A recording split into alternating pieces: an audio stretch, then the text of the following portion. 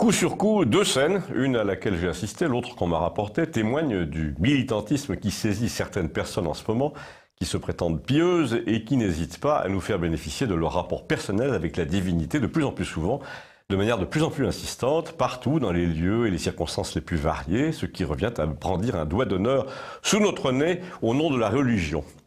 La scène se déroule dans une queue à la caisse d'un magasin. C'est le lieu par excellence où vous êtes prisonnier de vos voisins puisque vous ne pouvez pas vous écarter. Du coup, les personnes les plus matu vues en profitent pour se livrer à leur petit cirque religieux, là, devant un public de 10 spectateurs minimum. Et là, c'était une fille. La plupart du temps, ce sont des filles de 22 ou 25 ans, les fesses moulées dans un petit jean noir, montées sur des talons.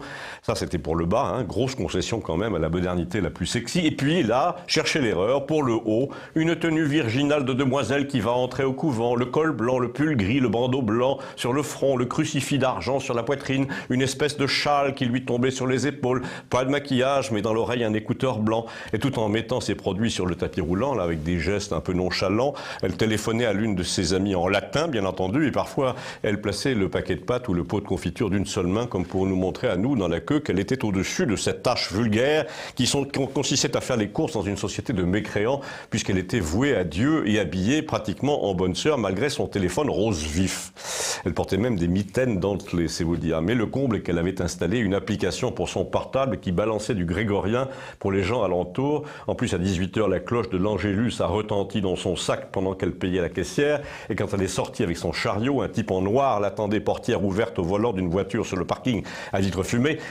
Pendant qu'elle a vidé ses courses dans le coffre, le type n'a pas bougé, n'est pas sorti de la voiture pour l'aider. Il regardait juste les passe-temps d'un air de défi, comme ça, d'un air de dire « Ma copine vous envoie l'Angélus sous le nez, c'est bien fait, d'ailleurs, nous allons dominer le monde dans pas longtemps. » Ça, c'est pour la scène à laquelle j'ai assisté en personne dans la banlieue parisienne.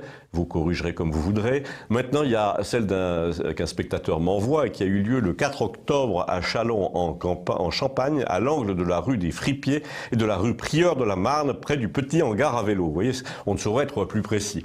Il y avait là un type vêtu d'une soutane, portant des sandales comme Saint François d'Assise, une lourde croix pectorale et qui transportait une sorte de prie-dieu pliable en aluminium, un peu comme un tabouret de pêcheur. Il a installé son truc sur un coin de ciment bien en vue de tous les passants. Il s'est prosterné vers Rome et il s'est mis à psalmodier des choses en latin, tout en consultant un missel et en faisant force signe de croix avec un regard en coin pour vérifier si on le regardait.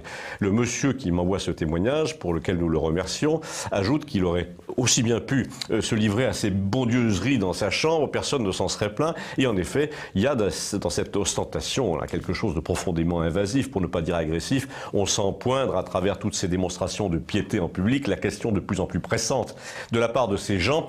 Pourquoi ne faites-vous pas comme nous? Nous allons vous y contraindre un jour ou l'autre, comme nous vous contraignons déjà à tolérer le spectacle que nous vous offrons tous les jours. Puisque vous ne protestez pas, puisque vous ne dites pas aller faire vos simagrées ailleurs, c'est que vous consentez à ce qu'on grignote chaque jour un peu de votre liberté. Un jour donc, nous allons vous demander de bien vouloir vous écarter pendant que nous prions, de faire moins de bruit, de vous arrêter pendant l'Angélus par respect pour les vrais croyants, de cesser de publier des images qui offensent nos convictions, d'arrêter de jouer de la musique impie, de manger et de servir de la viande le vendredi.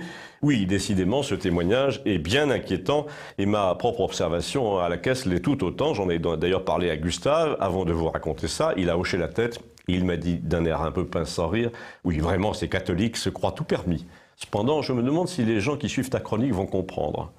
Si, à mon avis, tout le monde a compris. Confirmez-le moi, merci. Ça s'appelle Campagnol TVL, c'est sur YouTube.